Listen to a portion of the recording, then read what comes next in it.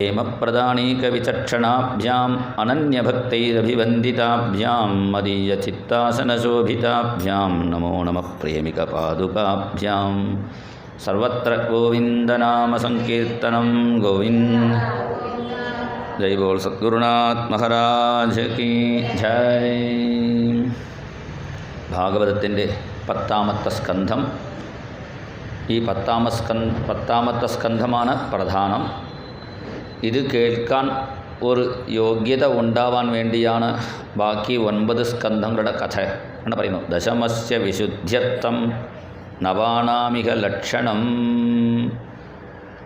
ബാക്കി 9 സ്കന്ധം മര്യാദയ്ക്ക് കേട്ടവർക്ക് മാത്രമേ ഈ 10ാമത്തെ സ്കന്ധം മനസ്സിലാവുള്ളൂ എന്നാണ് ഇവിടെ പറയുന്നു.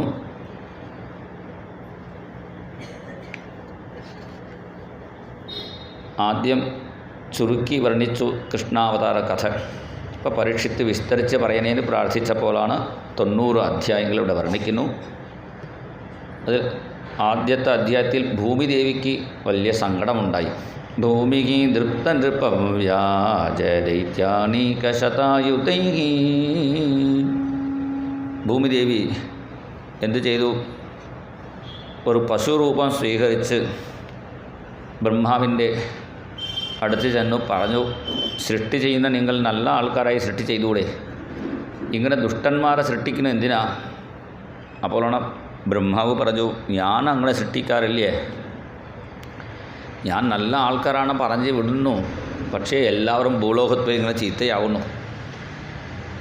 ഒന്ന് ചെയ്യാം, നമുക്ക് ഭഗവാനോട് പറയാം എന്ന് ദേവന്മാരെയും വിളിച്ചുകൊണ്ട് പുറപ്പെട്ടു.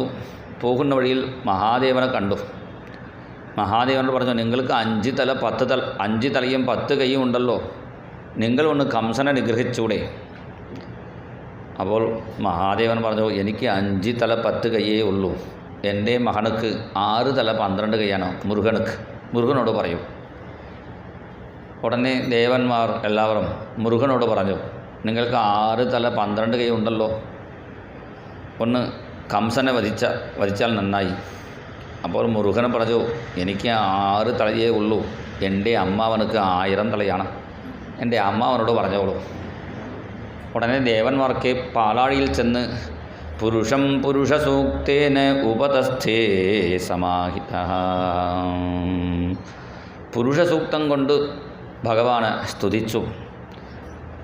പുരുഷസൂക്തം കൊണ്ട് സ്തുതിക്കാൻ എന്താ കാരണം? ആ പുരുഷസൂക്തം തുടങ്ങുമ്പോൾ തന്നെ സഹസ്രശീർഷ പുരുഷ സഹസ്രാക്ഷ സഹസ്രപാത്. 1000 തല 1000 കൈ ഉള്ള ആളാണ്. 1000 തല 1000 കാൽ ഉള്ള ആളെന്ന് പറഞ്ഞാൽ എന്താ അർത്ഥം? 1000 തലയ്ക്ക് മിനിമം എത്ര കണ്ണ് വേണ്ടി വരും? 2000 കണ്ണ് വേണം. ദ്വിസഹസ്രാക്ഷ ദ്വിസഹസ്രപാത്, 2000 കണ്ണ് 2000 കാല് വേണം. പക്ഷേ ഇവിടെ പറയുമ്പോൾ പുരുഷസൂക്തത്തിൽ 1000 തല 1000 കണ്ണ് 1000 കാല് പറഞ്ഞാൽ ഭഗവാനക്ക് ഒറ്റ കണ്ണ് ഒറ്റ കാല് മാത്രമേ ഉള്ളൂ വിചാരിക്കരുത്. 1000 പറഞ്ഞാൽ 1000കണക്കിന് തലയും കാലും ഉള്ള ആളാണെന്ന് അർത്ഥം.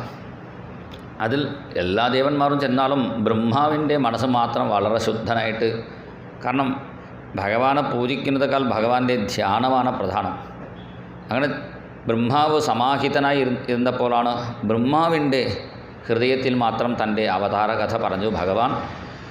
ഞാൻ ഭൂലോകത്തിൽ മധുരയിൽ അവതരിക്കാൻ പോകുന്നു, എന്നെ സഹായിക്കാൻ എല്ലാ ദേവന്മാരും യാദവന്മാരായി ജനിച്ചോളൂ ഭഗവാൻ പറഞ്ഞു.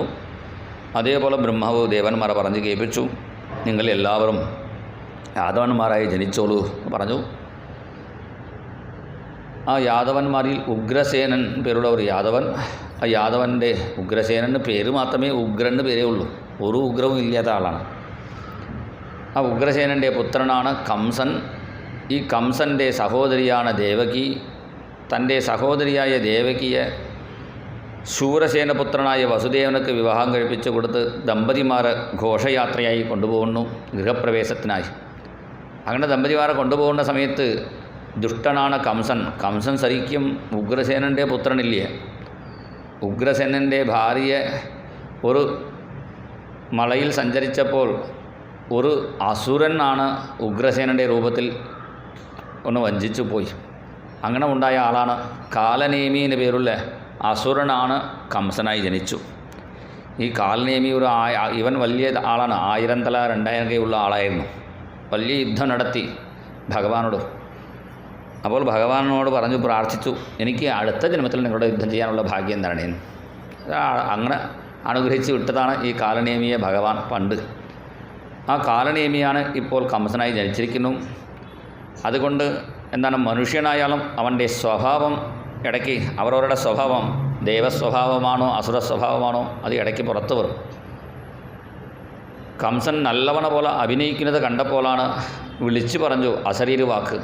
പണ്ട് അശരീര വാക്കിന് ഒന്നും ഉണ്ടാവും, ആകാശത്തിൽ നിന്ന് വിളിക്കും, ഇങ്ങനെ തെറ്റ് ചെയ്യരുതേ, തെറ്റ് ചെയ്യുന്ന ആളെ വിളിച്ച് പറയും. ഇപ്പോൾ അങ്ങനെ വിളിച്ച് പറയാറില്ല. എന്താ കാരണം? ഒരു ആൾ രണ്ടാൾ തെറ്റ് ചെയ്തിരുന്നു പണ്ട്, അതുകൊണ്ട് വിളിച്ച് പറയേണ്ടി വന്നു. ഇപ്പോൾ എല്ലാവരും തെറ്റ് ചെയ്യുമ്പോൾ ഇനി പറഞ്ഞിട്ട് കാര്യമില്ലെന്ന് അശരീര വാക്ക് നിർത്തി, ഇനി പറയണ്ട. അങ്ങനെ അശരീര വാക്ക് വിളിച്ചു. അസ്യാസ്ത്വാമഷ്ടമോ ഗർഭോ ഹന്തായാം വഹസേ അബുധാ, ഹേ അബുധാ, ബുദ്ധിയില്ലാത്തവനെ എന്ന് വിളിച്ചു. ബുദ്ധിയില്ലാത്തവനെ വിളിക്കുമ്പോൾ ആരെങ്കിലും തിരിച്ച് നോക്കുമോ? കംസൻ മാത്രം മേപ്പോട്ട് നോക്കി, എന്നെ ആരോ വിളിക്കുന്നുണ്ടല്ലോ എന്ന്. കംസനിക്ക് അറിയാം തനിക്ക് ബുദ്ധിയില്ല. കംസൻ ഇങ്ങനെ മേപ്പോട്ട് നോക്കിയപ്പോൾ കംസനോട് പറഞ്ഞു, നിൻ്റെ സഹോദരിയുടെ 8ാമത്തെ ഗർഭം നിൻ്റെ ശത്രുവാണ് എന്ന് പറഞ്ഞപ്പോൾ ഉടനെ സഹോദരിയുടെ കേശം പിടിച്ച് വധം ചെയ്യാൻ പുറപ്പെട്ടു. അങ്ങനെ പതിവ്രതകളായ സ്ത്രീകളുടെ കേശം പിടിച്ചാൽ കുടുംബം സമേതം നശിക്കും. അതാണ് അവിടെ രാമായണത്തിൽ കാണിക്കുന്നു. സീതാദേവിയെ കേശം പിടിച്ച് വിളിച്ച് കൊണ്ടുപോയി രാവണൻ, അതുകൊണ്ട് സമൂലം നശിച്ചു. മഹാഭാരതത്തിൽ ദ്രൗപദി കേശം പിടിച്ച് കൊണ്ടുപോയി ദുശാസനൻ, അവനും സമൂലം നശിച്ചു. പതിവ്രതകളുടെ കേശത്തിലാണ് ദേവന്മാർ വസിക്കുന്നു എന്ന് പറയാറുണ്ട്. അങ്ങനെ ഈ ദേവിയുടെ കേശം പിടിച്ച് വധം ചെയ്യാൻ പുറപ്പെട്ടപ്പോഴാണ് വസുദേവൻ പറഞ്ഞു, ദേവിക്ക് വിട്ടോളൂ, ഉണ്ണികളെ കൊടുത്തോളാം എന്ന് പറഞ്ഞപ്പോൾ ശരി പറഞ്ഞ് രണ്ടുപേരെയും വിട്ടു. ആദ്യത്തെ ഉണ്ണിയെ കൊടുത്തു. അപ്പോൾ കംസൻ നല്ലവനായി, ആദ്യത്തെ ഉണ്ണിയെ കൊണ്ടുപോയിക്കൊള്ളൂ, 8ാമത്തെ ഉണ്ണിയെ കൊടുത്താൽ മതി. കംസൻ നല്ലവനായപ്പോൾ നാരദനക്ക് സങ്കടമായി. കാരണം കംസൻ ദുഷ്ടനായാലേ ഭഗവാൻ അവതരിക്കുള്ളൂ. അപ്പോൾ കംസനോട് പറഞ്ഞു, 8 ഒരാൾക്ക് പേരില്ല, തുടങ്ങുന്നത് വെച്ചാണ് 8 നമുക്ക് കണക്കാക്കാം. ഇവിടെ തുടങ്ങിയാൽ 1 2 3 ഇവിടെ 8 വരും, അവിടെ തുടങ്ങിയാൽ ഇവിടെ 8 ആവും. അഷ്ടാണാം അഷ്ടമത്വോപി 8ഉം 8ആവും പറഞ്ഞപ്പോൾ ഉടനെ കംസൻ ദേവകി കയ്യിൽ നിന്നും ആ ഉണ്ണിയെ തട്ടിപ്പറിച്ച് അവിടെ തന്നെ ഒരു പാറയിലടിച്ചു. അങ്ങനെ 6 ഉണ്ണികളെ കൊന്നു. മക്കൾ അറുവറി കല്ലിടൈമോത ഇഴന്തവൾ തൻ വയറ്റിൽ ചിക്കന വന്ന് പിറந்து നിன்றாய் തിരുമാലിരിഞ്ചോളൈ എന്തായി. തിരുമാലിരിഞ്ചോളൈ എന്ന മധുരയിലെ അടുത്ത ഒരു മല ഉണ്ട്, അഴഹർ മല എന്ന് പറയും. അതിൻ്റെ അവിടെ ഉള്ള ഭഗവാനാണ് ഇടയ്ക്ക് മധുരയ്ക്ക് വരുന്നതും മീനാക്ഷി കല്യാണത്തിന് വരാൻ. ഏട്ടൻ വന്ന് കല്യാണം കഴിപ്പിക്കണ്ടേ, വലിയ ഉത്സവമാണ്. ചിത്രമാസം, മേടമാസം, പൗർണമി, വെളുത്തവാവ് വലിയ ഉത്സവമായിട്ട് മധുരയിൽ നടക്കാറുണ്ട്. അങ്ങനെ ആ ഭഗവാനാണ് ഇവിടെ ദേവിക്ക് ഗർഭത്തിൽ വന്ന് അനുഗ്രഹിച്ചു രണ്ട് ഭക്തന്മാർ പാടുന്നു. അങ്ങനെ 7ാമത്തെ ഗർഭമായി ആദിശേഷൻ വന്നു. അപ്പോൾ അമ്മയെ വിളിച്ച് പറഞ്ഞു, ഭഗവാൻ ദുർഗാദേവിയെ വിളിച്ച് പറഞ്ഞു, ഈ ദേവിക്ക് ഗർഭത്തിൽ കിടക്കുന്ന 7ാമത്തെ ഉണ്ണിയായ ആദിശേഷനെ വസുദേവൻ്റെ മൂത്ത ഭാര്യ ഉണ്ട്, അവരുടെ ഗർഭത്തിൽ ഉണ്ടാക്കിക്കോളൂ. പിന്നെ യശോദയ്ക്ക് കുട്ടിയായി ജനിച്ചോളൂ എന്ന് പറഞ്ഞ് ഭഗവാൻ ആദിശേഷനെ മാറ്റിവിട്ടു. പിന്നെ 8ാമത്തെ ഗർഭമായി ഭഗവാൻ വന്നു. തതോ ജഗന്മംഗളമച്യുതാം സമാഹിതം ശൂരസുതേന ദേവി ദധാര സർവാത്മകമാത്മഭൂതം കാഷ്ഠായ ച ആനന്ദകരം മനസ്തഃ.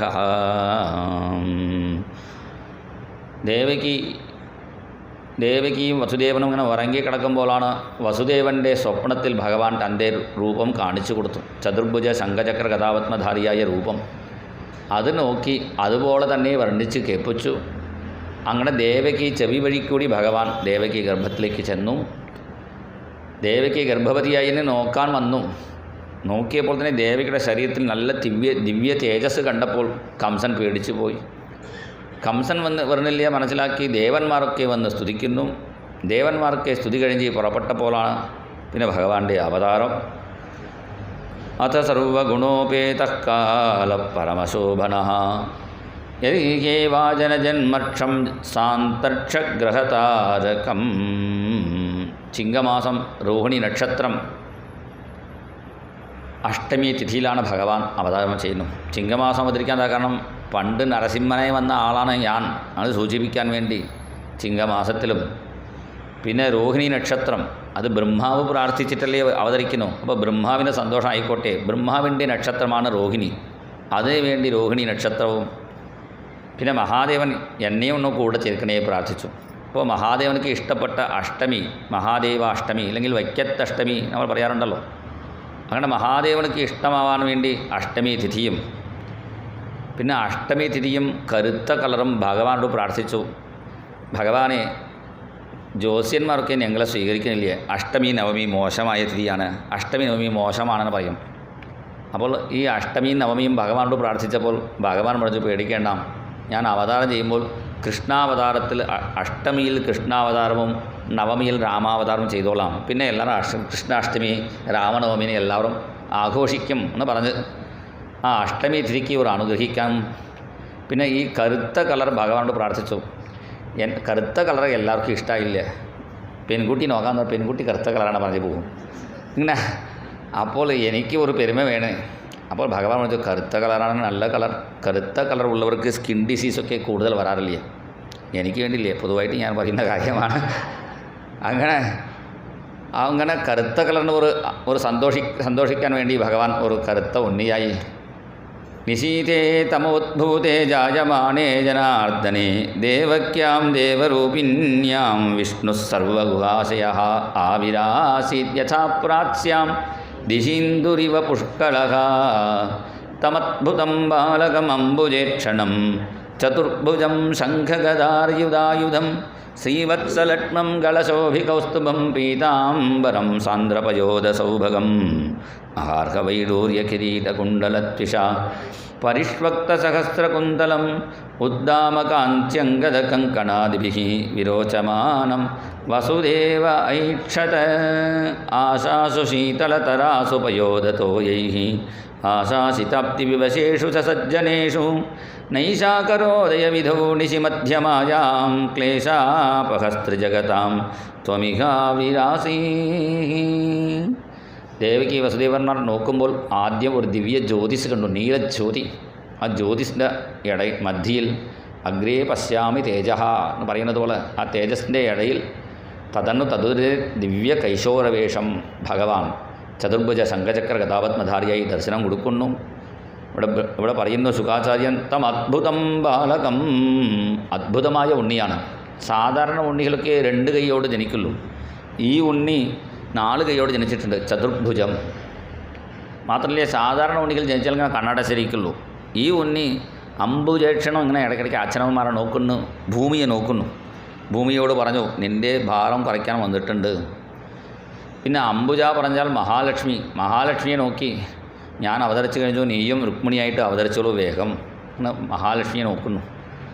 അംബുജം പറഞ്ഞാൽ ശംഖിനെ നോക്കുന്നു.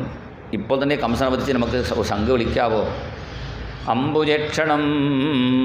സാധാരണ ഉണ്ണികളൊക്കെ ബ്രഹ്മാവിൻ്റെ സൃഷ്ടിയിൽപ്പെട്ടവരാണ്, ഈ ഉണ്ണി ബ്രഹ്മാവിനെ സൃഷ്ടിച്ച ഉണ്ണിയാണ്, അതാണ് അദ്ഭുതം ബാലകം. പിന്നെ കളിപ്പാട്ടം കുട്ടിക്ക് നമ്മൾ വാങ്ങിത്തരാറുണ്ട്. ഈ ഉണ്ണിക്ക് മനസ്സിലായി നമ്മുടെ അച്ഛനമ്മമാർ ജയിലിൽ കിടക്കുന്നു, അവർക്ക് കളിപ്പാട്ടം ഒന്നും വാങ്ങി കൊടുക്കാൻ പറ്റില്ല. സ്വയം തന്നെ കളിപ്പാട്ടവും കൊണ്ടുവന്നിട്ടുണ്ട്. ഒരു ഊതൽ, ശംഖും, ഒരു കാത്താടി, ചക്രം, ഒരു ഗത കിളുകിളിപ്പ ഉള്ള ശബ്ദിക്കുന്ന അതും, ഇങ്ങനെ കളിപ്പാട്ടം മാത്രമല്ലേ, മഹാർഹ വൈഡൂര്യ കിരീട കുണ്ടലത്വിഷ പരിഷ്വക്ത സഹസ്രകുന്തലം, നല്ല ദിവ്യ സുവർണ കിരീടം, കുണ്ടലം, ആഭരണമൊക്കെ അണിഞ്ഞ് ജനിച്ചിട്ടുണ്ട്. ഇങ്ങനെ നമ്മുടെ വീട്ടിലും കുട്ടികൾ ആഭരണത്തോട് ജനിച്ചാൽ നന്നായി. ഈ ആഭരണത്തിൻ്റെ വില നോക്കുമ്പോൾ ഇപ്പോൾ അച്ഛനമ്മമാരെ ബുദ്ധിമുട്ടിക്കാതെ സകല ആഭരണവും ധരിച്ച് നല്ല പട്ടുവസ്ത്രം ഉടുത്തി ഭഗവാൻ ദർശനം കൊടുക്കുന്നു. വസുദേവനും ദേവകിയും സ്തുതിക്കുന്നു. ദേവകി പറഞ്ഞു, കൃഷ്ണ, ഈ 4 കൈ കാണിച്ചാൽ കംസൻ നാരായണൻ മനസ്സിലാക്കും, അതുകൊണ്ട് സാധാരണ ഉണ്ണിയായി മാരണേ പ്രാർത്ഥിച്ചപ്പോൾ ഭഗവാൻ ബഭൂവ പ്രാകൃത ശിശു, സാധാരണ ഉണ്ണിയായി മാറി. ഉടനെ വസുദേവൻ ആ ഉണ്ണിയെ എടുത്ത് പറഞ്ഞു, ഭഗവാൻ, എനിക്ക് കംസനെ കണ്ട് പേടിയില്ലേ, യതി കംസാത് വിഭേഷിത്വം, കംസനെ കണ്ട് നിങ്ങൾക്ക് പേടിയുണ്ടെങ്കിൽ എന്നെക്കൊണ്ട് അമ്പാടിയിലാക്കിക്കോളും. അവിടെ ഇരിക്കുന്ന പെൺകുട്ടിയെ ഇവിടെ കൊടുത്തോളൂ. ആ പെൺകുട്ടിയെ കംസൻ എന്തെങ്കിലും ചെയ്താലോ? ആ പെൺകുട്ടി ഭദ്രകാളിയാണ്, അയാൾ പെൺകുട്ടി നോക്കിക്കോളും, പേടിക്കേണ്ട. ശരി പറഞ്ഞ് ആ ഉണ്ണിയെ എടുത്ത് വസുദേവൻ വാതിലിൽ പറഞ്ഞു. വാതിലിൽ എത്തിയപ്പോൾ തന്നെ കതവ് അടച്ചിരിക്കുന്നു, കാവൽക്കാരന്മാർക്ക് നിൽക്കുന്നുണ്ട്. പക്ഷേ എന്താ, ആ മായാപ്രഭാവം കൊണ്ട് എന്തായി, കാവൽക്കാരൊക്കെ ഉറങ്ങി കിടക്കുന്നു. വാതിലെത്തിയപ്പോൾ കതവ് സ്വയം തുറക്കുന്നു. എനിക്ക് പണ്ട് സംശയം ഉണ്ടായിരുന്നു, കതവ് സ്വയം തുറക്കു പോകുന്നു. പിന്നെ ഞാൻ എയർപോർട്ടിൽ ചെന്നപ്പോഴാണ് എനിക്ക് മനസ്സിലായി, ഞാൻ ചെല്ലുമ്പോൾ തന്നെ കതവ് സ്വയം തുറക്കുന്നു. കുഴപ്പമില്ലല്ലോ, നമ്മൾ ചെല്ലുമ്പോൾ തന്നെ കതവ് തുറക്കുന്നു പറഞ്ഞാൽ പിന്നെ ഭഗവാന്റെ കാര്യത്തിൽ അത്ഭുതപ്പെടേണ്ട ആവശ്യമില്ല. കതവ് സ്വയം തുറക്കുന്നു, മഴവെള്ളം വന്നു, ആദിശേഷൻ തന്നെ കുടയായി വരുന്നു. ആ ഉണ്ണിക്കരണ് അമ്പാടിയിൽ യശോദയുടെ അടുത്ത് കൊണ്ടാക്കി അവിടെ ഇരിക്കുന്ന പെൺകുട്ടിയുമായി ഇവിടെ വന്നു. ഇവിടെ വന്നപ്പോൾ പെൺകുട്ടി കരയാൻ തുടങ്ങി. ഈ പെൺകുട്ടിയുടെ ശബ്ദം കേട്ട് കാവൽക്കാരന്മാർ കംസനോട് വിഷയം അറിയിച്ചു. കംസൻ ആ പെൺകുട്ടിയുടെ കാലും പിടിച്ച് ആകാശത്തിൽ വീശിയപ്പോഴാണ് സായുധാഷ്ട മഹാഭുജ, 8 തൃക്കൈകളോട് ദേവി ദുർഗയായി ദർശനം കൊടുത്തു. നിന്നെ കൊല്ലാൻ വേണ്ടി ജനിച്ച ഉണ്ണി വേറെ സ്ഥലത്തിൽ വളരുന്നു എന്ന് പറഞ്ഞ് ദേവി അപ്രത്യക്ഷയായി. പിന്നെ വസുദേവർ ദേവിക്കുമാരെ വിമോചനം ചെയ്തു. പിന്നെ പൂതന പേരുള്ള ഒരു മന്ത്രിയെ പറഞ്ഞു വിട്ടു, എവിടെ ഉണ്ണി ഉണ്ടെങ്കിലും ആ ഉണ്ണിയെ വധം ചെയ്തോളൂ. അനിർദ്ദസാൻ നിർദ്ദസാംശ്ച ഹനിഷ്യാമോദ്യവേ ശിശൂണ്. ഈ സമയത്താണ് നന്ദഗോപനക്ക് മഹാഭാഗ്യം. യശോദയ്ക്ക് പ്രസവം നോക്കാൻ വേണ്ടി പണ്ടൊക്കെ വീട്ടിലായാണ് പ്രസവം ഉണ്ടായിരുന്നു, ഇപ്പോഴാണ് ആസ്പത്രിയിൽ. അപ്പോൾ പ്രസവം നോക്കാൻ ചില മുത്തശ്ശിമാർ അവിടെ ഉണ്ടായിരുന്നു. പ്രസവത്തിനെ സഹായിക്കാൻ വന്ന മുത്തശ്ശിമാരും അടുത്ത് കിടന്നുറങ്ങുന്നു. ചില ആളുകൾ അങ്ങനെയാണ്, സഹായിക്കാൻ വരും പറഞ്ഞിട്ട് അവിടെ നിന്ന് കിടന്നുറങ്ങും. അങ്ങനെയാണ് ഈ മുത്തശ്ശിമാർക്ക് ഉറങ്ങി കിടക്കുമ്പോഴാണ് ഭഗവാൻ വിളിച്ചു. ഭഗവാന്റെ ശബ്ദം കേട്ടപ്പോഴാണ് മുത്തശ്ശിമാർ ഉണ്ണി ജനിച്ചല്ലോ എന്ന് വിചാരിച്ച് ആദ്യം പഞ്ചസാര ഇടണ്ടേ, ആദ്യം ആരുടെ വായിലിടണം? അച്ഛൻ്റെ വായിലിടണം. അപ്പോൾ അച്ഛൻ അവിടെ നന്ദഗോപൻ കൊട്ടുമായിട്ട് ഉറങ്ങി കിടക്കുന്നു. ആ അച്ഛൻ്റെ വായിൽ പഞ്ചസാര ഇട്ടു, നിനക്ക് ഉണ്ണി ജനിച്ചു പറഞ്ഞപ്പോൾ നന്ദഗോപൻ സന്തോഷത്തോട് അവിടെ ഒന്നും ചെയ്യണ്ട കേട്ടോ. നന്ദഗോപൻ എന്ത് ചെയ്തു? യമുനയിൽ ചാടി കുളിച്ചു വന്നു. കുളിച്ച് വന്ന് ബ്രാഹ്മണന്മാരെ വിളിച്ച് ദാനം കൊടുത്തു.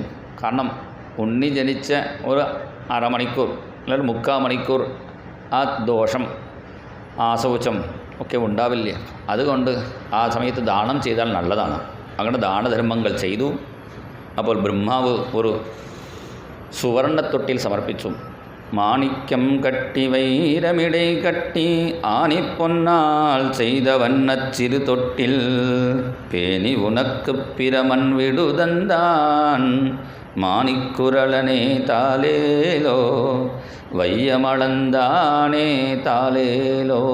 മാണിക്യം കട്ടി, മാണിക്യമും വൈരവും അങ്ങനെ നവരത്നക്കല്ലുകൾ വെച്ച് ഒരു സുവർണത്തൊട്ടിൽ ബ്രഹ്മാവ് സമർപ്പിച്ചു. ഈ നന്ദഗോപൻ്റെ ഭാഗ്യം പറയട്ടെ, തൊട്ടിലും സുവർണത്തൊട്ടിലും ഫ്രീ ആയി കിട്ടി, ഉണ്ണിയും ഫ്രീ ആയി കിട്ടി. അത് ഉണ്ണിയെ തൊട്ടിലിൽ ഇട്ടാൽ മതി, അത്രയേ വേണ്ടൂ. അങ്ങനെ ഉണ്ണിയെ തൊട്ടിലിട്ട് അങ്ങനെ താലാട്ട് പാടുന്ന സമയത്താണ് നീലഘന നീല ജോ ജോ കരുണാലവാല ശ്രീകൃഷ്ണ ജോ ജോ നീലാവതാര ജോ ജോ പരമാത്മ ബാലഗോപാല ജോ ജോ നീലഘന നീല ജോ ജോ. ഗോപികമാർക്ക് അടുത്ത് വന്ന് പാടുന്നു. അങ്ങനെ പാടുന്ന സമയത്ത് ഒരു ഗോപി കണ്ണൻ്റെ കയ്യിൽ ശംഖ് ചക്ര യവവജ്ര രേഖ ദിവ്യരേഖകളെ കണ്ടു. ചരണത്തിൽ താമരയും കൈകളിൽ ശംഖുചക്രം, ഇങ്ങനെ ദിവ്യരേഖകൾ ഉണ്ടെങ്കിൽ അവർ ഭഗവാന്റെ അവതാരമാണ്. നിങ്ങൾ നമ്മുടെ കയ്യപ്പോൾ നോക്കാം, ശംഖുചക്രം ഉണ്ടെങ്കിൽ നമ്മളും ഭഗവാൻ. പക്ഷേ ഇപ്പം നോക്കണം, പിന്നെ നോക്കിക്കോളൂ. അങ്ങനെ ഭഗവാന്റെ ദിവ്യരേഖകളെ കണ്ടപ്പോഴാണ് ഭഗവാന് മനസ്സിലായി. പിന്നെ ആ ഗോപി ആ ഗോപിക്ക് പ്രായമായി. ആ ഗോപി കണ്ണനുക്ക് അക്ഷത സമർപ്പിക്കാൻ വേണ്ടി വന്നതാണ്. കണ്ണൻ്റെ തലയിൽ അക്ഷതയിടാൻ വേണ്ടി വന്ന ഗോപി എന്ത് ചെയ്തു? ഭഗവാൻ ജനിച്ച സമയത്ത് എനിക്ക് പ്രായമായല്ലോ എന്ന് തൻ്റെ ശിരസിനെ അക്ഷത ഇട്ടു, ഞാൻ ദീർഘാശയിരിക്കണേന്ന്. അങ്ങനെ താശിഷ പ്രയുഞ്ജാനാഹ ചിരം പാഹീതി ബാലകേ ഹരിദ്രാചൂർണ തൈലാത്ഭിഹി സിഞ്ചന്ത്യോ ജനമുജ്ജഗു. അങ്ങനെ ഗോപികമാർക്ക് കീർത്തനം പാടി नंदलाला की जय नंद बाबा की जय नंदलाला की जय नंद बाबा की जय नंदलाला की जय नंद बाबा की जय नंदलाला की जय नंद बाबा की जय यशोदा मैया कन्हैया की जय यशोदा मैया कन्हैया की जय यशोदा मैया कन्हैया की जय यशोदा मैया കണ്ണയ്യാ കി ജയ് എന്ന് എല്ലാവരും ഭഗവാന്റെ കീർത്തനം പാടി ഭഗവാൻ ജനിച്ച ശേഷം ആ ഗോകുലത്തിൽ എല്ലാവരുടെ വീട്ടിലും ലക്ഷ്മി കടാക്ഷം നിറഞ്ഞു. കാരണം ഭഗവാന്റെ കഥ കേൾക്കുന്നവരുടെ വീട്ടിൽ തന്നെ ലക്ഷ്മി കടാക്ഷം നിറയും പറഞ്ഞാൽ പിന്നെ ഭഗവാൻ നേരിട്ട് വന്നാൽ പറയേണ്ട ആവശ്യമുണ്ടോ? തത ആരഭ്യനന്ദസ്യ വ്രജഃ സർവസമൃദ്ധിമാൻ ഹരേർനിവാസാത്മഗുണൈഃ രമാക്രീഡമഭും നൃപ. കണ്ണൻ ജനിച്ച് 6 ദിവസമേ ആയിട്ടുള്ളൂ. ഈ സമയത്താണ് പൂതന അവിടെ വന്നു. പൂതന ഒരു രാക്ഷസിയാണ്. രാക്ഷസിയായ പൂതന വരുന്ന വഴിയിൽ ഒരു ബ്യൂട്ടി പാർലറിൽ കയറി നല്ല വേഷം കെട്ടി വന്നു. പണ്ടത്തെ ബ്യൂട്ടി പാർലറിൽ രാക്ഷസിയെ പോലും നല്ല പെൺകുട്ടിയാക്കിയിരുന്നു. ഇപ്പോഴോ നല്ല പെൺകുട്ടിയെ രാക്ഷസിയാക്കി വിടുന്നു. ഇപ്പോഴത്തെ ബ്യൂട്ടി പാർലർ അങ്ങനെയാണ്. അങ്ങനെ ഈ പൂതനയെ വേഷം കെട്ടി വരുന്നത് പൂതന വേഷം കെട്ടി വരുന്നത് കണ്ടപ്പോഴാണ് അവർ ഗോപ്യഃ ശ്രിയം ദ്രഷ്ടുമിവാഗതാംബതിം മഹാലക്ഷ്മി വിചാരിച്ച് വിളിച്ചു കൊണ്ടുപോയി. അതുവരെ കണ്ണ് തുറന്നിരുന്ന കണ്ണൻ പൂതനയെ കണ്ടപ്പോൾ കണ്ണടച്ചു. ചരാചരാത്മാസ നിമീലിതേക്ഷണ. കണ്ണടച്ചിരിക്കാൻ എന്താ കാരണം? സാധുക്കളെ കണ്ട് സജ്ജനങ്ങളെ കണ്ട് ഈ കണ്ണുകൊണ്ട് ഈ അസത്തായ പൂതനെ കാണേണ്ടാം വിചാരിച്ചു. മാത്രമില്ലേ, എൻ്റെ അടുത്ത് വരാൻ ഈ പൂതനെ എന്ത് ചെയ്തു ഭാഗ്യം. അപ്പോഴാണ് പൂതനയുടെ പൂർവ്വജന്മം ഓർമ്മ വന്നു. പൂർവ്വജന്മത്തിൽ ഈ പൂതന മഹാബലി ചക്രവർത്തി പെൺകുട്ടിയായിരുന്നു. വാമന ഭഗവാനെ കണ്ടപ്പോൾ ഇതുപോലെ എനിക്ക് ഒരു ഉണ്ണി ഉണ്ടാവണം, ആ ഉണ്ണിക്ക് പാൽ കൊടുക്കണം വിചാരിച്ചിരുന്നു. പിന്നെ വാമനൻ ത്രിവിക്രമനെ അളന്ന് ബലിചക്രവർത്തിയെ ബന്ധിപ്പിച്ചപ്പോൾ ഈ ഉണ്ണിയെ കൊല്ലണം വിചാരിച്ചു. ഭഗവാന്റെ അടുത്ത് നമ്മൾ എന്ത് വിചാരിച്ചാലും അതുപോലെ നടക്കുള്ളൂ. പാലും കൊടുക്കണം കൊല്ലണം രണ്ടും വിചാരിച്ചത് കൊണ്ട് എന്തായി ഇപ്പോൾ പൂതനയായി വന്നിരിക്കുന്നു. മാത്രമല്ല ഈ പൂതനെ കൊണ്ടുവരുന്നത് വിഷമാണ്. ഇപ്പോൾ വിഷം കുടിക്കും മുമ്പ് വിഷം കുടിച്ച ആളോട് ചോദിച്ചു നോക്കാമെന്ന് കണ്ണടച്ച് മഹാദേവനെ വിളിച്ച് ചോദിച്ചു, ഈ വിഷം എങ്ങനെയായിരിക്കും എരിവാണോ കയ്പ്പാണോ എങ്ങനെയാണ് വിഷം? അപ്പോൾ മഹാദേവൻ പറഞ്ഞു, ഞാൻ പണ്ട് കുടിച്ചു തന്നെ അത്ര മോശമൊന്നും ഇല്ലേ, കുറച്ച് കുടിച്ചു കഴിഞ്ഞാൽ കുറച്ച് മയക്കമുണ്ടാവും, കുറച്ച് നേരം കിടന്നാൽ പിന്നെ ശരിയാവും. അങ്ങനെ മഹാദേവൻ വിഷം കുടിച്ച് കിടന്ന സ്ഥലമാണ് ചുരുട്ടപ്പള്ളി എന്നൊരു ക്ഷേത്രമുണ്ട്. തമിഴ്നാട്ടിൽ ചെന്നൈയിൽ നിന്നും ആന്ധ്ര പോകുന്ന വഴിയിൽ സാധാരണ മഹാവിഷ്ണുവിൻ്റെ രൂപം നമ്മൾ കാണാറുണ്ട്, പത്മനാഭസ്വാമിയായിട്ട് കിടക്കുന്ന രൂപം. പക്ഷേ അവിടെ മഹാദേവൻ ഇങ്ങനെ കിടക്കുന്ന കാരണം വിഷം കുടിച്ച് കുറച്ച് മയങ്ങി കിടന്നതാണ്. അപ്പോൾ പാർവതി അടുത്തിരിക്കുന്നു. അങ്ങനെ കുറച്ച് നേരം ഒന്ന് കിടന്ന് ഉറങ്ങിയാൽ ശരിയാവും എന്ന് പറഞ്ഞപ്പോൾ ശരി പറഞ്ഞ് ഭഗവാൻ കണ്ണടച്ച് ആ പൂതനെ കണ്ണന് സ്വന്തം മടിത്തട്ടിൽ വച്ച് പാല് കൊടുക്കുന്ന വ്യാജത്തിൽ പണ്ട് അങ്ങനെ ഒരു സമ്പ്രദായം ഉണ്ടായിരുന്നു. ഉണ്ണിയെ കാണാൻ വരുന്ന അമ്മമാർ എല്ലാവരും പാല് കൊടുത്തിരുന്നു. അതുകൊണ്ടാണ് പണ്ടത്തെ കുട്ടികൾക്ക് ആരെ കണ്ടാലും അമ്മയായിട്ട് തോന്നിയിരുന്നു. ഇപ്പോൾ സ്വന്തം അമ്മ തന്നെ പാല് കൊടുക്കണില്ലേ, പിന്നെ ഇപ്പോൾ കാണാൻ വരുന്നവർ കൊടുക്കും. അങ്ങനെ ആ പാല് കൊടുക്കുന്ന വ്യാജത്തിൽ വിഷം കൊടുക്കാൻ തീരുമാനിച്ചപ്പോഴാണ് ഭഗവാൻ എന്ത് ചെയ്തു? പ്രാണൈ സമം രോഷസമന്വിതോ പിബത്. അവിടെ പ്രാണനും ചേർത്ത് സ്വീകരിച്ചു. വിട് പറഞ്ഞ് അവസാനം ശരീരം ഉപേക്ഷിച്ച് പൂതന ഭഗവാന്റെ പാദത്തിലെത്തി. ഈ സമയത്ത് നന്ദഗോപൻ കംസനക്ക് കൃത്യമായി ഇൻകം ടാക്സ് ആരാണ് അടയ്ക്കുന്നുവോ അവരുടെ വീട്ടിലേക്കേ ഭഗവാൻ വരുള്ളൂ. നമ്മളൊക്കെ അതുകൊണ്ട് അഡ്ജസ്റ്റ് ചെയ്യാൻ വേണ്ടി ആഡിറ്ററെ നോക്കുന്നുണ്ട്. പക്ഷേ ഇവിടെ വേണ്ട സമയത്ത് ആ കറമടയ്ക്കാൻ ചെന്നിരുന്നു നന്ദഗോപൻ. അങ്ങനെ കറമടച്ചിട്ട് തിരിച്ചു വരേണ്ട സമയത്താണ് വസുദേവൻ പറഞ്ഞു, ഇടയ്ക്കിടയ്ക്ക് ഇങ്ങനെ പുറത്ത് പോകരുത്, കുട്ടികൾക്ക് ആപത്തും ഉണ്ടാവും പറഞ്ഞു. ആപത്ത് വന്നാൽ എങ്ങനെ അത് നിർത്താൻ പറ്റും? ആപത്ത് നിർത്താൻ ഒറ്റ വഴിയേ ഉള്ളൂ, ഭഗവാന്റെ നാമസ്മരണം. ഹരി ജപിച്ചാൽ മതി. ഹരിസ്മൃതി സർവവിപത് വിമോക്ഷണം. എല്ലാ വിപത്തിൽ നിന്നും രക്ഷപ്പെടാൻ ഹരി വിളിച്ചാൽ മതി. ശ്രീകൃഷ്ണശരണം മമ ശ്രീഹരിശരണം മമ ശ്രീകൃഷ്ണശരണം മമ ശ്രീഹരിശരണം മമ ശ്രീകൃഷ്ണശരണം മമ ശ്രീഹരിശരണം മമ ശ്രീകൃഷ്ണശരണം മമ ശരണം മമ ശ്രീകൃഷ്ണശരണം മമ ശ്രീഹരിശരണം മമ ശ്രീകൃഷ്ണശരണം മമ ശ്രീഹരിശരണം മമ ശ്രീഹരിശരണം മമ അവിടെ നിൽക്കേണ്ട, ഇവിടെ കസേര ഉണ്ട്, ഇരുന്നോളൂ. ശ്രീഹരിശരണം മമ അമ്മയെ വിളിക്കണം. ശ്രീഹരിശരണം മമ ശ്രീഹരിശരണം മമ ശ്രീകൃഷ്ണശരണം മമ ശ്രീഹരിശരണം മമ ശ്രീഹരി മമ ശ്രീഹരിശരണം മമ ശ്രീഹരിശരണം മമ. അങ്ങനെ ഹരിം ജഗാമ ശരണം ഉത്പാതാഗമശങ്കിതഃ. ഭഗവാന്റെ നാമം ജപിച്ചു വന്നു നന്ദഗോപൻ. അങ്ങനെ ഭഗവാന്റെ നാമം ജപിച്ചത് കൊണ്ടാണ് ഭഗവാൻ പോലും രക്ഷപ്പെട്ടു. നമ്മുടെ രക്ഷയ്ക്ക് നാമം ജപിച്ച നമ്മൾ രക്ഷപ്പെടും വിചാരിക്കേണ്ട. ഭഗവാനെപ്പോലും രക്ഷപ്പെടുത്തുന്നത് ഭഗവാന്റെ നാമമാണ്. എവിടെയെങ്കിലും ക്ഷേത്രം മോശമായി കടന്നാൽ അത് നേരാവണമെങ്കിൽ എന്ത് ചെയ്യണം? അവിടെ പോയി ഒരു നാമജപം അഖണ്ഡനാമം നടത്തിയാൽ മതി. പിന്നെ ആരെങ്കിലും ഭക്തന്മാർ വരും, അത് നേരാവും. അങ്ങനെ ഭഗവാന്റെ അമ്പലവും ഭഗവാന്റെ ക്ഷേത്രങ്ങളും ഭഗവാനെപ്പോലും രക്ഷപ്പെടുത്തുന്നതാണ് ഭഗവാന്റെ നാമം. പിന്നെ പശുവിൻ്റെ ചാണകം കൊണ്ട് ഭഗവാനക്ക് രക്ഷ ചെയ്തു. ഇവിടെ ഒരു മന്ത്രം പറയുന്നുണ്ട് അവർ. ഇത് ബാലനാരായണ കവചം എന്നാണ് മഹാത്മാക്കൾ പറയുന്നു. നമ്മൾ 6ാമത്തെ സ്കന്ധത്തിൽ ഹരിരി വിദധ്യാൻ മമ സർവരക്ഷാം, അത് പ്രായമായവർക്കുള്ള നാരായണ കവചം, വലിയ നാരായണ കവചം. ഇത് ചെറിയ കുട്ടികൾക്കുള്ള നാരായണ കവചമാണ്. ദശമസ്കന്ധം 6ാമത്തെ അധ്യായത്തിൽ 22 മുതൽ 29 ശ്ലോകങ്ങൾ, 29 വരെ ഉള്ള ശ്ലോകങ്ങൾ. പൂതന നിവാരണ അഷ്ടകം. ഇത് പൂതന മുതലായ കുട്ടികളെ പേടിപ്പിക്കുന്ന ചില ഗ്രഹങ്ങളൊക്കെ ഉണ്ട്. ബാലാരിഷ്ടം എന്ന് ജ്യോത്സ്യന്മാർ പറയും. കോട്ടറ, രേവതി, ജ്യേഷ്ഠ, പൂതന, ഇങ്ങനെയൊക്കെ കുട്ടികളെ ബാധിക്കുന്ന ആ ഗ്രഹങ്ങളൊക്കെ മാറണമെങ്കിൽ ഈ 8 ശ്ലോകം ജപിച്ചാൽ മതി. അവ്യാദജുംഘ്രിമണിമാംസ്തവ ജാൻവചോരു യജ്ഞോച്യുതഃ കടിതടം ജഠരം ഹയാസ്യഃ ഹൃത്കേശവസ്ത്വദുരൈശ ഇനസ്തു കണ്ഠം വിഷ്ണുർഭുജം മുഖമുരുക്രമ ഈശ്വരഃ കം ചക്ര്യഗ്രതഃ സഹ ഗദോ ഹരിരസ്തു പശ്ചാത് ത്വത്പാർശ്വയോർധനുരസീ മധുഹാജനശ്ച കോണേഷു ശംഖ ഉരുഗായ ഉപര്യുപേന്ദ്രഃ താക്ഷ്യഃ ക്ഷിതൗ ഹളധരഃ പുരുഷഃ സമന്താത്. ഇങ്ങനെ എല്ലാ ദിക്കിലും ഭഗവാൻ രക്ഷിക്കട്ടെ എന്ന് ഗോപികമാർ കണ്ണനക്ക് ഒരു രക്ഷ ചെയ്തു.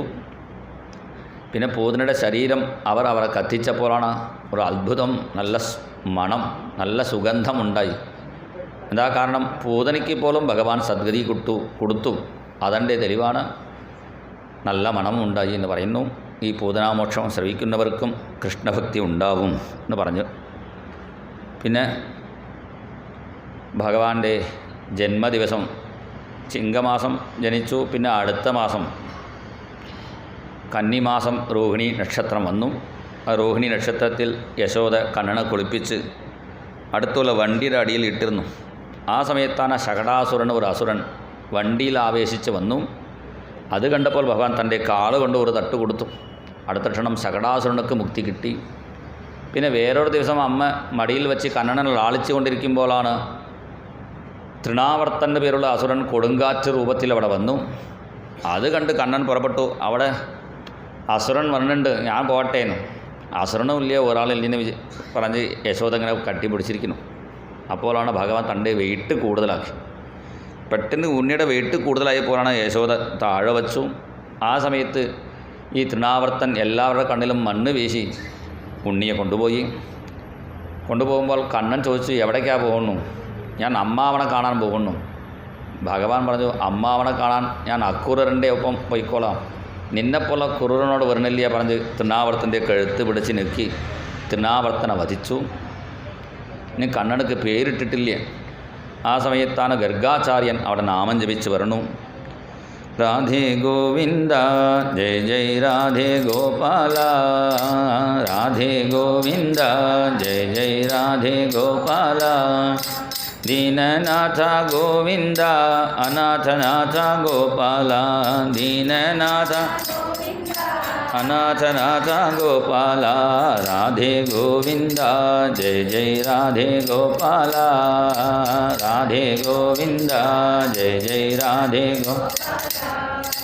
भक्तवत्सला गोविंद भागवत प्रिय गोपाल भक्तवत्सला गोविंद भागवत प्रिय गोपाल गोविंद जय गोविंद गोपाल जय गोपाल गोविंद जय गोविंद गोपाल जय गोपाल जय राधे गोविंद जय जय राधे गोपाल राधे गोविंद जय राधे गोपाल राधा लोला गोविंद रासविलोला गोपाल राधा लोला गोविंद रासविलोला गोपाल गोविंद जय गोविंद गोपाल जय गोपाल गोविंद जय गोविंद गोपाल जय गोपाल जय राधे गोविंद जय जय राधे गोपाल राधे गोविंद ജയ ജയ രാധേ ഗോപാല. നാമം ജപിച്ച് ഗർഗാചാര്യൻ വരുന്നു. ഗർഗാചാര്യൻ നമസ്കരിച്ച് കുട്ടികൾക്ക് പേരിടണം എന്ന് പ്രാർത്ഥിച്ചു. കാരണം പേരിടുന്നത് ഒരു സംസ്കാരമായിട്ട് നമ്മുടെ ധർമ്മത്തിൽ പറഞ്ഞിരിക്കണം. അത് ഒരു ആചാര്യൻ മൂലമാണ് പേരിടണം. നമ്മളായിട്ട് ഇങ്ങനെ ഗൂഗിൾ നോക്കിയിട്ട് ഒരു പേരിടാൻ പാടില്ല. ഗൂഗിൾക്ക് പേര് കൊടുക്കാൻ പറ്റും, പക്ഷേ അനുഗ്രഹം ചെയ്യാൻ പറ്റില്ല. അപ്പോൾ ആചാര്യൻ മൂലമാണ് കുട്ടികൾക്ക് പേരിടണം. അപ്പോൾ ഗർഗാചാര്യനോട് പ്രാർത്ഥിച്ചപ്പോൾ ഗർഗാചാര്യൻ പറഞ്ഞു, ഞാൻ യദൂണാമഹം ആചാര്യ, ഞാൻ വസുദേവൻ്റെ ആചാര്യനാണ്. അപ്പോൾ ഞാൻ എൻ്റെ കുട്ടിക്ക് പേരിട്ടാൽ കംസനക്ക് സംശയം ഉണ്ടാവും, അതുകൊണ്ട് രഹസ്യമായിട്ട് പേരിടാൻ പറഞ്ഞ് ഒരു തൊഴുത്ത് വച്ച് ആദ്യം ബലറാമനെ എടുത്തു നോക്കി. എടുക്കുമ്പോൾ തന്നെ നല്ല ബലമുണ്ടായിരുന്നു. അപ്പോൾ മനസ്സിലായി ഈ ആൾക്ക് ബലൻ എന്ന് പേരിട്ടു. പിന്നെ കാണാൻ നല്ല ഭംഗിയുള്ളത് കൊണ്ട് രാമൻ, ബലൻ രാമൻ രണ്ട് പേരിട്ടു. നമ്മൾ ചേർത്ത് ബലറാമൻ നമ്മൾ പറയും. പിന്നെ സംഘർഷണൻ എന്നൊരു പേര് കൂടി ഇട്ടു. പിന്നെ കണ്ണൻ നോക്കുമ്പോഴാണ് കണ്ണൻ നോക്കി ഗർഗാചാര്യന്, നിനക്ക് പേരിട്ട് പറഞ്ഞു വിട്ട ആളാണ് ഞാൻ, നീ എനിക്ക് പേരിടാൻ വന്നു പോ. അപ്പോൾ ഗർഗാചാര്യനക്ക് ഏത് പേരിടണം അറിയാത്ത ഇങ്ങനെ അദ്ദേഹം ആലോചിക്കുന്നു. അദ്ദേഹം ആലോചിക്കുന്നത് മനസ്സിലാക്കി കണ്ണൻ ഒരു ക്ലൂ കൊടുക്കാൻ തീരുമാനിച്ചു. അദ്ദേഹത്തിൻ്റെ താടി പിടിച്ച് വലിച്ചു. പിടിച്ച് വലിച്ചപ്പോൾ അദ്ദേഹത്തിന് മനസ്സിലായി എല്ലാവരെയും പിടിച്ച് വലിക്കുന്ന ആളാണ്. സർവാൻ ആകർഷയതീതി കൃഷ്ണ, എല്ലാവരും ആകർഷിക്കുന്ന ആൾ, അതാണ് കൃഷ്ണൻ. സുമുഖാൻ വിമുഖാംശ്ചാപി, സുമുഖമായി വരുന്നവരെയും വിമുഖമായി പോകുന്നവരെയും ആകർഷിക്കുന്നവർ. മാത്രമല്ല, കോടി ജന്മത്തിൽ ചെയ്ത പാപത്തിൻ്റെ പേരാണ് കൃഷ് എന്ന് പേര്. കോടി ജന്മ കൃതം പാപം കൃഷിരിത്യുച്യതേ ബുധൈഹി തന്നാശന കരോദേവ കൃഷ്ണയിത്യഭിധീയതേ. കോടി ജന്മത്തിൽ ചെയ്ത പാപങ്ങളെ നശിപ്പിക്കുന്നത് കൊണ്ടാണ് കൃഷ്ണൻ. പിന്നെ സദാനന്ദ സ്വരൂപൻ. കൃഷിർ ഭൂവാചക ശബ്ദ നശ്ച നിർവൃതിവാച. ന പറഞ്ഞാൽ ആനന്ദം, ആനന്ദത്തിൻ്റെ ഇരിപ്പിടമായി ഇരിക്കുന്നവൻ. പല അർത്ഥത്തിൽ ഇവിടെ പേരിട്ടു. പിന്നെ പതുക്കെ ഉണ്ണിക്കൺ മുട്ടുകുത്തി ആദ്യം പൂജാമുറിയിൽ ഏരി. പൂജാമുറിയിൽ നിറച്ചും പൂക്കൾ ഉണ്ടായിരുന്നു.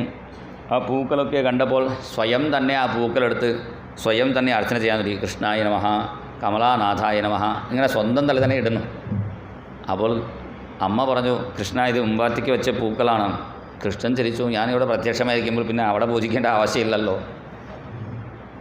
പിന്നെ എന്ത് ചെയ്തു, പതുക്കെ ഇങ്ങനെ മുട്ടുകുത്തി വന്ന് ഭഗവാനക്ക് അവിടെ പാൽപ്പായസം ഉണ്ടാക്കിക്കൊണ്ടിരുന്നു അടുപ്പത്ത്. പിന്നെ അടുത്ത് വേറൊരു സ്ഥലത്ത് സാമ്പാർ ഉണ്ടാക്കിക്കൊണ്ടിരിക്കണം. പണ്ടത്തെ അടുപ്പൊക്കെ താഴെയായിരുന്നു.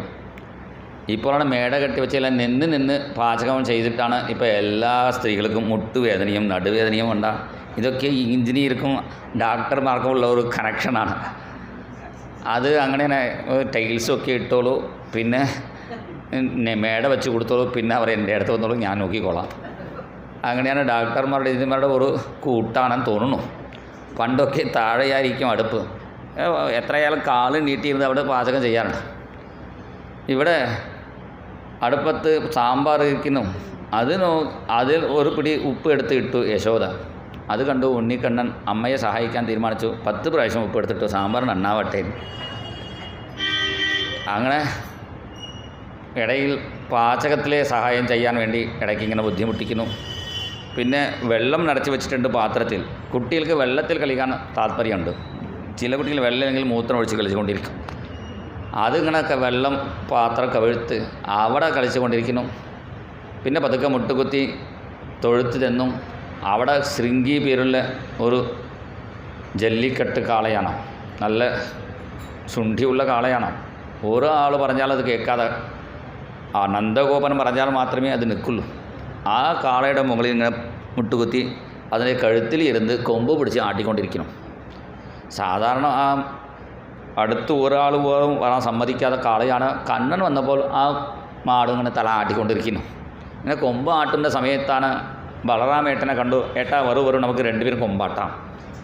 ശരി പറഞ്ഞ് ബലരാമൻ അതിൻ്റെ വാൾ പിടിച്ച് കയറുന്ന സമയത്താണ് കണ്ണൻ എന്ത് ചെയ്തു, ആ കൊമ്പിൻ്റെ ഇടവഴിക്കടി മൂക്ക് നോക്കുമ്പോൾ വെളുത്ത പശുവിനെ മൂക്ക് മാത്രം കറുത്തതായിരുന്നു. ഇതെന്താ കറുത്ത സാധനം? ഒന്ന് മൂക്കൊന്ന് മാന്തി. മൂക്ക് മാന്തിയപ്പോൾ മൂക്കത്തെ ശുണ്ഠിയുള്ള മാടാണ്. പെട്ടെന്ന് ചാടി പുറപ്പെട്ടു.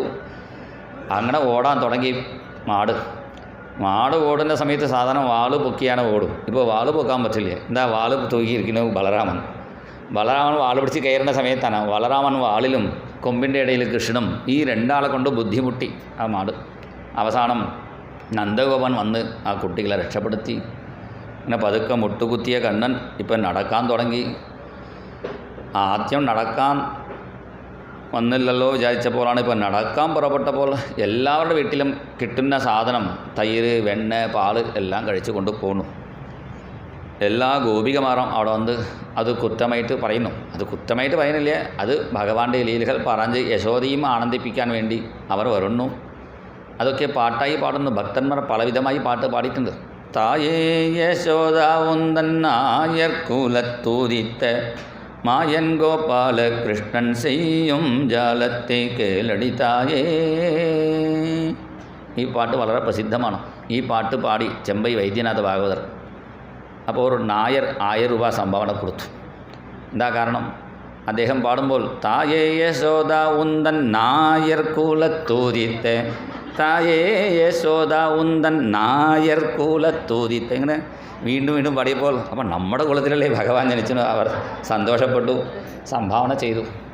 പിന്നെ സംഭാവന കിട്ടിയ ശേഷം അദ്ദേഹം പിന്നെ മുറിച്ച് പാടി ഉന്തൻ ആയർ കുലത്തൂതിത്ത മായൻ ഗോപാലകൃഷ്ണൻ ചെയ്യും ജാലത്തെ കേളടി തായേ. പിന്നെ ഗോപികമാർക്ക് ഭഗവാന്റെ ഓരോരോ കുസൃതികളെയും വികൃതികളെയും പറയുന്നു.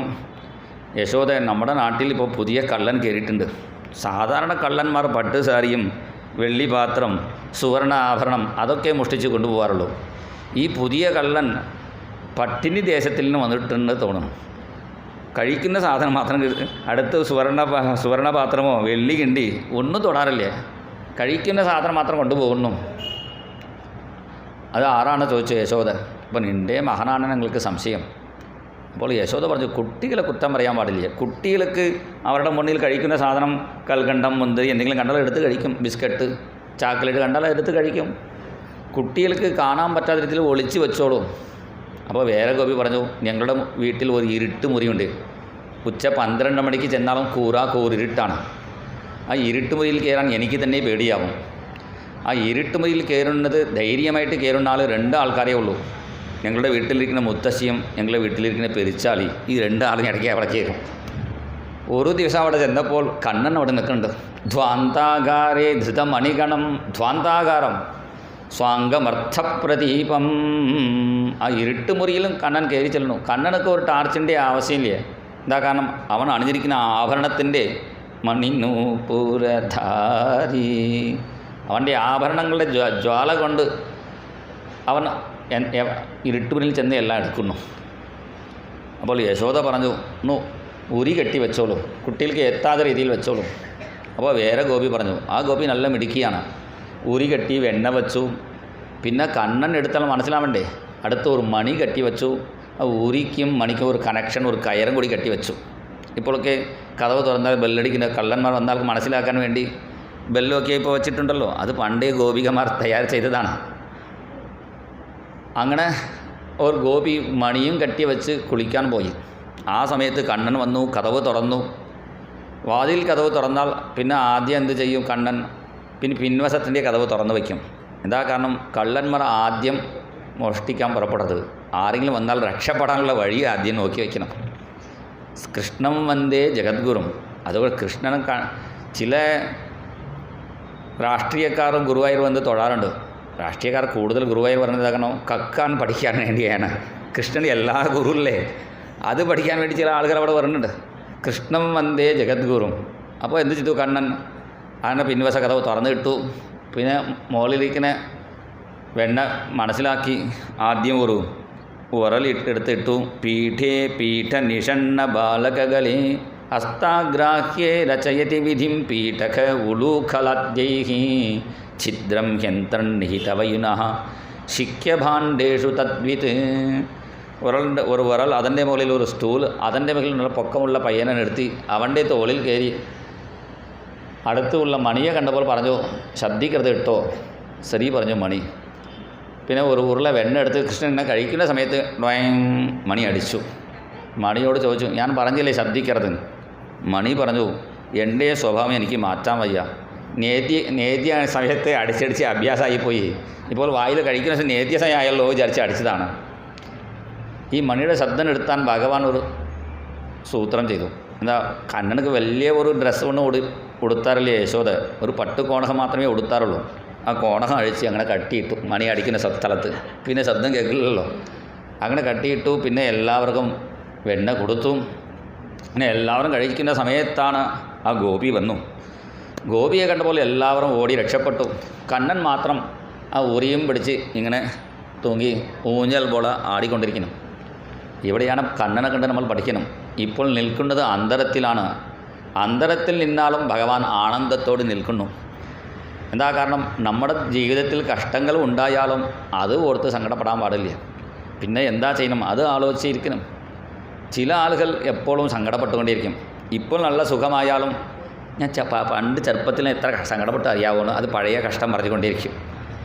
പിന്നെ നാളെ എന്താവുമോ? പിന്നെ വീണ്ടും യുദ്ധം തുടങ്ങിയില്ലേ ഇറാനും അമേരിക്കയും? പിന്നെ പെട്രോൾ കിട്ടുമോ, ഗ്യാസ് കിട്ടുമോ? പിന്നെ എന്താവുമോ? അതേക്കുറിച്ച് സങ്കടം. അപ്പോൾ പിന്നെ വരാൻ പോകുന്നതും പണ്ട് നടന്ന കഥയൊക്കെ ഓർക്കാതെ ഇപ്പോൾ ഇരിക്കുന്ന ജീവിതം ആനന്ദത്തോട് ജീവിക്കാൻ പഠിക്കണം. അതാണ് ഭഗവാൻ കാണിക്കുന്നു. ഇപ്പോൾ ഇറങ്ങുന്നതൊക്കെ പിന്നെ നോക്കാം. ഇപ്പോൾ ഉള്ള വെണ്ണ കഴിക്കാമെന്ന് ഊഞ്ഞാൽ പോലെ ആടിക്കൊണ്ട് കഴിച്ചുകൊണ്ടിരിക്കുന്നു.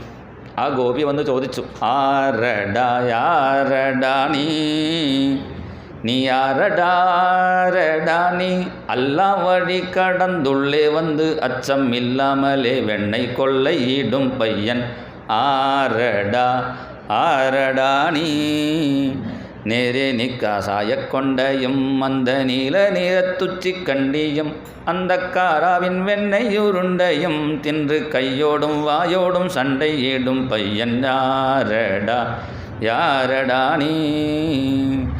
யாரும் இல்லா நேரம் அங்கும் இங்கும் பார்த்து எங்கள் மனை வந்து நின்றாய். ஐயம் இல்லாமல் மனை மேல் மனை வைத்தன் பையன் மேலேறியும் நிற்கிறாய். அங்கே கட்டி வைத்த ஓசையிடும் மணி ஆடாதே நாக்கை பிடிக்கிறாய். இத்தனை செய்தும் போதாதற்கு என்னை தந்தரங்க கண்ணடிக்கிறாய். யாரடா നീ.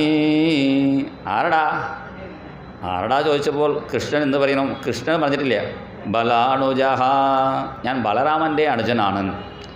ബലരാമൻ്റെ അനുജൻ പറയാൻ എന്താ കാരണം? ആ നാട്ടിൽ ബലരാമൻ നല്ല പയ്യൻ പേരെടുത്തിട്ടുണ്ട്. അപ്പോൾ ബലരാമൻ്റെ അനുജൻ നാളും നല്ലവൻ തന്നെയാണ്. ആ ഗോപി ചോദിച്ചു, ഇവിടെ എൻ്റെ വീട്ടിലേക്ക് വരാൻ എന്താ കാരണം? ഈ ഗ്രാമത്തിൽ എല്ലാവരുടെ വീടും ഒരേപോലെയായിരുന്നു. എൻ്റെ വീട് വിചാരിച്ച് വന്നതാണ്. ശരി, അവിടെ കയറാൻ എന്താ കാരണം? ഇന്ന് രാവിലെ ഞങ്ങളുടെ വീട്ടിൽ ഒരു വെളുത്ത പൈക്കുട്ടി കാണാതായി. അപ്പോൾ അമ്മ പറഞ്ഞു, കണ്ണാ നമ്മുടെ വെളുത്ത പശുക്കുട്ടി കാണാതായി, എവിടെയെങ്കിലും ഉണ്ടെങ്കിൽ കൊണ്ടുവരണം. ഞാൻ അന്വേഷിച്ച് വരുമ്പോഴാണ് നിങ്ങളുടെ ഉറിയിൽ വെളുത്ത സാധനം കണ്ടു. ഞങ്ങളുടെ പൈക്കുട്ടിയാണ് അവിടെ കയറിയിരിക്കുന്നു നോക്കാൻ വേണ്ടി വന്നതാണ്. പൈക്കുട്ടി മുകളിൽ കയറുമോ? അപ്പോൾ കണ്ണൻ ചോദിച്ചു, അമ്മേ പൂച്ചയ്ക്ക് എത്ര കാല്? 4 കാല് വാലും ഉണ്ടല്ലോ. പൂച്ച കയറുന്നുണ്ടല്ലോ. പൈക്കുട്ടിക്ക് 4 കാല് വാലും ഉണ്ടല്ലോ. ഇപ്പോൾ പൈക്കുട്ടിയും കയറും വിചാരിച്ചതാണ് പറഞ്ഞ് എന്ത് ചെയ്തു, പതുക്കെ ആ ഗോപിയുടെ തലയിൽ തന്നെ കാല് വെച്ചു. ഇങ്ങനെ ചാടി രക്ഷപ്പെടാൻ പോയപ്പോഴാണ് ആ ഗോപി വാതിലിൽ വന്ന് നിന്നു. ഈ ഗോപി നിന്നാൽ മതി, പിന്നെ പ്രത്യേക കഥവിൻ്റെ ആവശ്യമില്ലേ, നല്ല പൊണ്ണ തടിയുള്ള ഗോപിയാണ്, സ്ഥലമില്ലേ പോവാൻ. അപ്പോൾ ഭഗവാൻ എന്ത് ചെയ്തു, രക്ഷപ്പെടാൻ വേണ്ടി ചെവിയും പിടിച്ച് ഇങ്ങനെ ഏറ്റം ഇടാൻ തുടങ്ങി. ഏറ്റം ഇട്ടാൽ പിന്നെ ഗോപി നമ്മളെ ക്ഷമിച്ച് വിടും. പക്ഷേ ഏറ്റം ഇട്ടപ്പോൾ ഗോപിക്ക് കൂടുതൽ ദേഷ്യമായി. എന്താ കാരണം, ഏറ്റം ഇടുന്നത് ആരുടെ മുന്നിലാണ്? മഹാഗണപതി മുന്നിലാണ്. ഈ ഗോപി നിൽക്കുമ്പോൾ വൈരം എടുത്തിട്ട് ഗണപതി പോലെ നിൽക്കുന്നു. അങ്ങനെ ഭഗവാൻ കളിയാക്കാൻ വേണ്ടി ഇങ്ങനെ ഏറ്റം ഇടുന്ന വിചാരിച്ച് ഞാൻ വിടുന്നില്ല പറഞ്ഞപ്പോഴാണ് ഗണ്ടൂഷഭൂത്കാരകൃത്ത് വായിലിരിക്കുന്ന വെണ്ണയൊന്ന് തുപ്പിയപ്പോൾ ആ ഗോപി മാറി. കണ്ണൻ ഓടി രക്ഷപ്പെട്ടു. കണ്ണട പിടിക്കാൻ വേണ്ടി ഈ ഗോപിയും ഇങ്ങനെ കണ്ണൻ ഓടുന്നത് പോലെ ഓടി വാതിലിൽ എത്തുമ്പോഴാണ് കൃത്യം അമ്മയും നാത്തൂനും വന്നു. ഇവിടെ എന്താണ് വാതിൽ വന്ന് നൃത്തം. കണ്ണൻ എല്ലാ വെണ്ണയും വിഴുങ്ങി. അപ്പോൾ അമ്മായിയമ്മ ശ്രദ്ധിച്ച് നോക്കുമ്പോഴാണ് കണ്ണൻ തുപ്പിയ വെണ്ണ ഈ കോവിലിൻ്റെ ചുണ്ടിൽ കുറച്ച് ഉണ്ടായിരുന്നു. അമ്മായിയമ്മ നോക്കി, ഇപ്പോൾ എനിക്ക് മനസ്സിലായി നീ ഇങ്ങനെ പൊണ്ണത്തടി വയ്ക്കാനുള്ള കാരണം. ഞാൻ ഇല്ലാത്ത സമയത്ത് കണ്ണൻ തിന്നു, രാമൻ തിന്നു, എല്ലാം നീയല്ലേ തിന്നുണ്ടെന്ന് അമ്മായിയമ്മയുടെ ഒരു പാട്ട്. ഇങ്ങനെ കണ്ണൻ്റെ ബാലലീലകൾ ഇത് മുഴുവനും പറയാൻ ഇപ്പോൾ സമയമില്ലേ. എൻ്റെ ഗുരുനാഥൻ ഓരോ ആഴ്ച വിസ്തരിച്ച് പറയും. എന്തായാലും നമുക്ക് കുറച്ച് നേരം വായിച്ചിട്ട് പിന്നെ ബാലലീല ശ്രവിക്കാം. സർവത്ര ഗോവിന്ദനാമ സങ്കീർത്തനം ഗോവിന്ദ ഗോവിന്ദ. ജയ് ബോലോ ബാലഗോപാല ലാൽ കീ ജയ്.